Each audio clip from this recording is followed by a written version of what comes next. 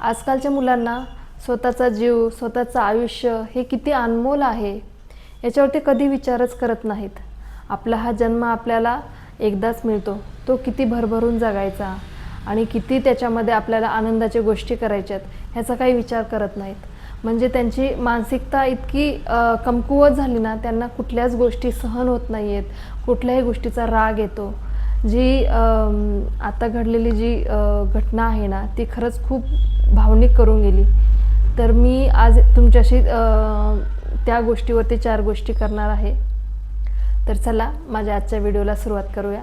तुमच्यासारखी तुमची मैत्रीण मी रंजना या माझ्या व्हिडिओमध्ये तुम्हा सर्वांचं मनापासून खूप खूप स्वागत करते. स्वतःची काळजी घ्या आणि आपल्या कुटुंबाला आनंदात ठेवा. मी नेहमीच म्हणत असते, स्वतःची काळजी घ्या आणि आपल्या कुटुंबाला आनंदात ठेवा. कुटुंब म्हणजे काय हो? आपलं जे छोटंसं जग मानतो, आपली मुलं आणि आपला नवरा.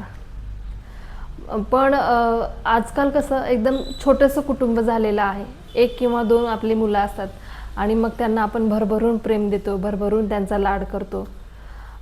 आणि या गोष्टीचा मात्र मुलांमध्ये असं एक मनामध्ये त्यांच्या होतं की मला प्रत्येक गोष्ट मिळालीच पाहिजे आणि मग त्यांचं मन कुठल्याही गोष्टीला मिळवण्यासाठी बघत असतं आणि याच प्रकारे ते मोठे होतात.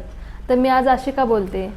तर मी तुम्हाला नेहमीच सांगते, मला जे आजूबाजूला घडलेले प्रसंग आहेत किंवा मला काही जे अनुभव वगैरे असतात मी तुमच्यासोबत शेअर करत असते. तर तुम्हाला सगळ्यांनाच आत्ताच घडलेला 7-8 दिवसाखाली घडलेली संभाजीनगर येथली घटना तुम्ही सर्वांनीच पाहिली असेल की आपल्या मुलाच्या हट्टापायी त्यांचं एक सुखी कुटुंब काही क्षणातच होत्याचं नव्हतं झालेलं. तर ती घटना इतकी भयानक वाटली ना की ती डोक्यातनं काय जात नव्हती आणि वारंवार हे प्रश्न पडत होते की आजकालच्या मुलांचं जे विचार करण्याची कॅपॅसिटी आहे, जे मानसिकता आहे ते किती कमकुवत झालेली आहे. त्यांना कुठल्याही गोष्टी सहन होत नाहीत. कुठलीही गोष्ट त्यांना एकदा डोक्यात आली पाहिजे तर पाहिजेच. तर असं न करता मला मुलांना सांगायचं आहे की काही भौतिक गोष्टीसाठीच, काही आपल्या मनोरंजनाच्या किंवा आपल्या चैनीच्या गोष्टीच म्हणजे आपलं जीवन नसतं. त्या गोष्टी मिळाल्याच पाहिजे या हट्टापायी. आता बऱ्याच खरं तर खूप घटना अशा काही घडलेल्या आहेत की आईने रागवलं किंवा त्यांनी हे नाही दिलं, ते नाही दिलं, अशावरून काही घटना घडलेल्या आहेत. पण मुलांना आपल्या आयुष्य हे एकदाच मिळतं आपल्याला, त्याच्यामध्ये तो आपल्याला भरभरून जगायचा आहे. तर जे म्हणजे आपले आईवडील लाड करतात तर तुम्ही त्याप्रमाणे त्यांच्या प्रेमाला पण तुम्ही समजून घ्या. त्याचबरोबर आपल्या घरामध्ये काय परिस्थिती आहे किंवा कशा परिस्थितीमध्ये आपण राहतोय किंवा आपले आईवडील आपल्या कुठल्या परिस्थितीमध्ये आपल्याला शिकवतात, आपले हट्ट जे आहे ते पूर्ण करतात, त्यांचं तुम्ही जरा विचार करा आणि त्यांनासुद्धा तुम्ही समजून घ्या. असं नसतं की म्हणजे प्रत्येक आईवडिलांना असं वाटतं की माझा मुलगा खुश राहायला पाहिजे, त्याला सगळं मिळालंच पाहिजे. पण आपली अशी काही परिस्थिती असते की आपल्याला ते मिळत नाही किंवा ते तुम्हाला देऊ शकत नाही. तर त्या गोष्टीलाच तुम्ही पकडून न घेता त्या गोष्टी तुम्ही सोडून देत जा. आणि आयुष्य काय तेवढ्या 1-2 गोष्टीमध्येच आपलं नसतं. असं नाही की आपल्याला ते मिळालं नाही तर आपलं आयुष्यच बर्बाद झालेलं आहे.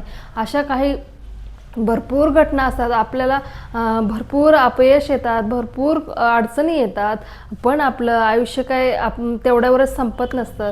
तर आपली जी मानसिकता आहे, जे विचार करण्याची कॅपॅसिटी आहे ते तुम्ही थोडंसं वाढवा. म्हणजे विचार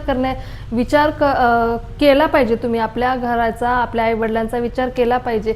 आणि जे रागासाठी काही क्षण असतातच ना, त्या क्षणाला कसं हँडल करायचं हे तुम्ही खरं तर आजकाल किती रील्स वगैरे आलेले आहेत किंवा किती एक गोष्टी तुम्हाला याच्यामधनं मिळू शकतात की तुम्ही राग कसं कंट्रोल करू शकता किंवा तुमचे जे भावना आहेत त्यांना कसं तुम्ही रस्ता दाखवू शकता, असे भरपूर काही आहेत. तर ते सगळं वापरून किंवा तुम्ही थोडेसे मेडिटेशन हे ते करून आपलं जे माइंड आहे ते तुम्ही स्थिर ठेवू शकता, आपल्या रागाला कंट्रोलमध्ये आणू शकता. ते सगळं केल्यानंतर तुम्हाला थोडीशी विचार करण्याची जी पद्धत आहे ती सुद्धा समजेल. तर मला जर सांगण्याचं तात्पर्य तुम्हाला एवढंच आहे की या गोष्टीसाठी आपलं आयुष्य किंवा आपल्या कुटुंबाचा आनंद हे आहे जे पणाला लागेल असं आपल्याला करायचं नाही आहे. तर आपलं हे आयुष्य आपल्याला हसत खेळत यश अपयश हे सगळं झेलत आपल्याला आपलं आयुष्य जगायचं आहे आणि आपल्या आईवडिलांना आनंदात ठेवायचं आहे आणि स्वतःसुद्धा आनंदामध्ये राहायचं आहे. माझी मनापासनं कळकळीची इच्छा आहे मुलांसाठी की खरंच मुलांनो, तुम्ही आपलं आयुष्य जगून घ्या, चांगलं जगा आणि त्याला तुम्ही कुठल्याही छोट्या मोठ्या गोष्टीमुळं घालवू नका आणि आपल्या आईवडिलांना सुद्धा नाराज करू नका. ही खरंच मनापासून कळकळीची विनंती आहे.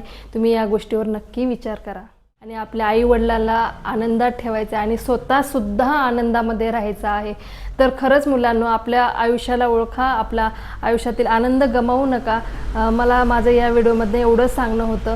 तर तुम्हाला माझं हे सांगणं पटत असेल तर मला माझ्या कमेंट बॉक्समध्ये नक्की सांगा. त्याचबरोबर हे माझे अनुभव तुम्हाला कसे वाटले किंवा माझे जे मनातले विचार चाललेले आहेत ते तुम्हाला कसे वाटले हे मला नक्की सांगा. आणि त्याचबरोबर माझ्या चॅनलला लाईक शेअर सबस्क्राईब करायला विसरू नका. धन्यवाद.